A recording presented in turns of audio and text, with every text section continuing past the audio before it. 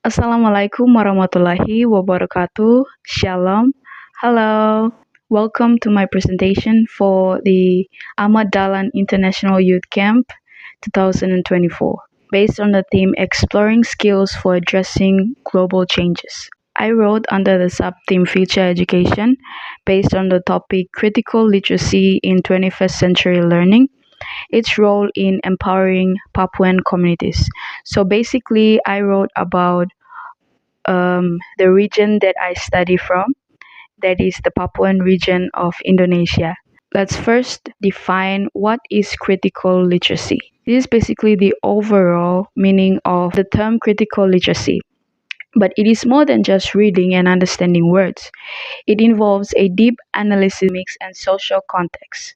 So basically, it involves the skill of critical thinking. Moving on to the next slide, I have mentioned from the topic that I wrote about is especially in the 21st century. So basically, we are focusing on the global changes that we are facing right now, how we can address those changes. So, number one is we can navigate. Number two, it empowers us to analyze information, evaluate arguments, and form independent judgments or make wise decisions. And the last one is to participate actively in the society. Our specific case is of the Papuan region of Indonesia.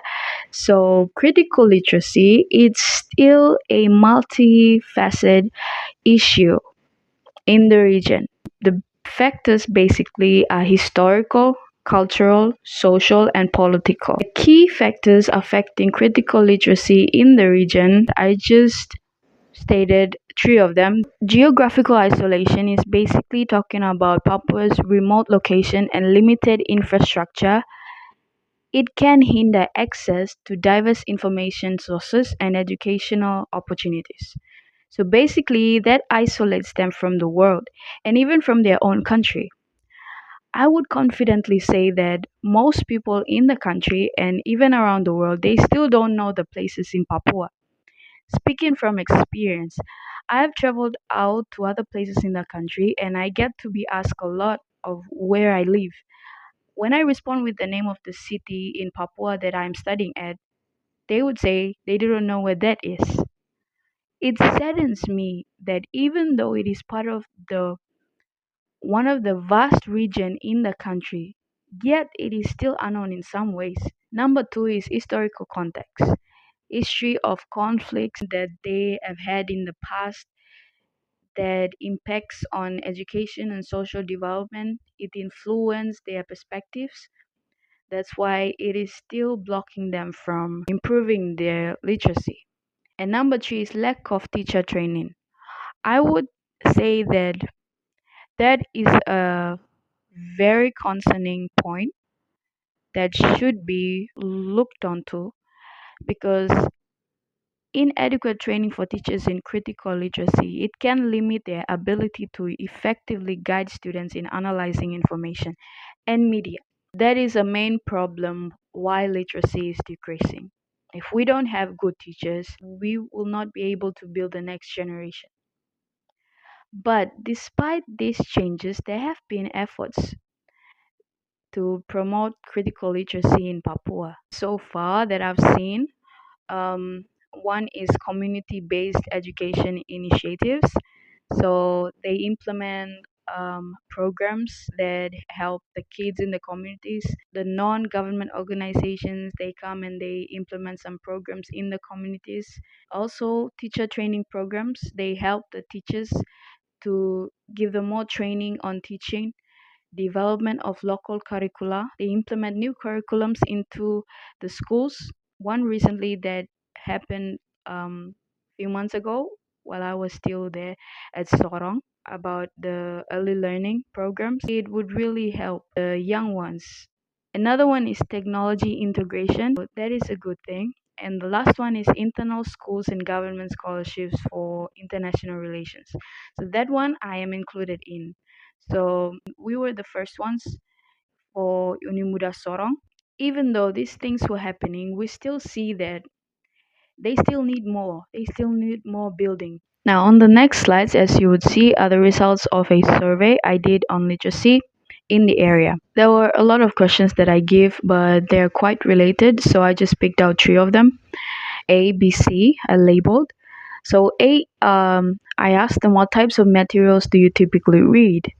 So as you can see on A and B, it is quite similar that the most percentage it comes from online articles and B, digital formats, the physical books, magazines, newspapers. Those are less.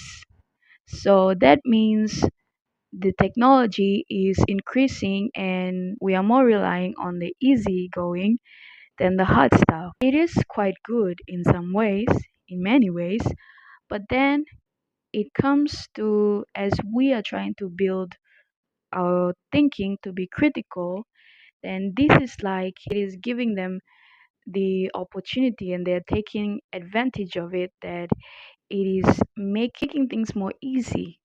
And C, I ask a question: what do you believe are the most important factors in promoting literacy?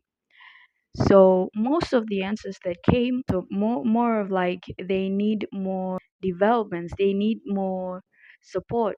There's one response that caught me. As you can see, I put it down. So this one, if we were to look at it carefully, it is basically talking on how we can build ourselves rather than letting others do it for us. So that is basically where critical thinking builds upon. I put it as do the talk or actions.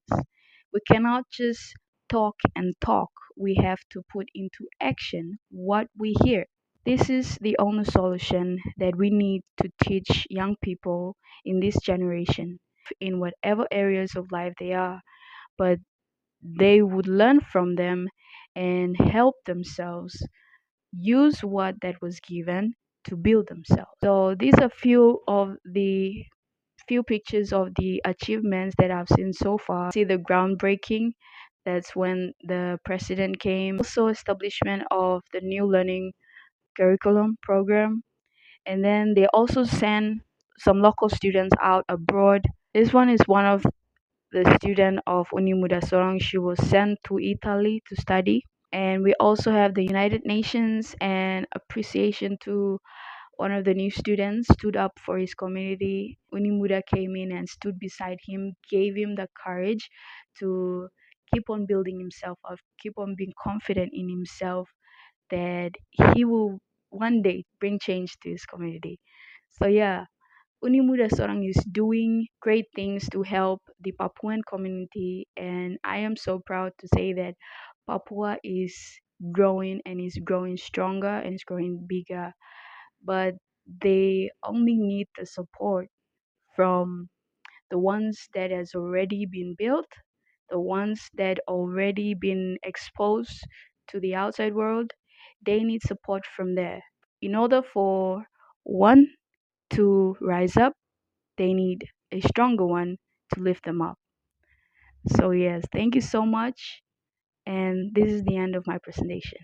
Wassalamualaikum warahmatullahi wabarakatuh. Shalom.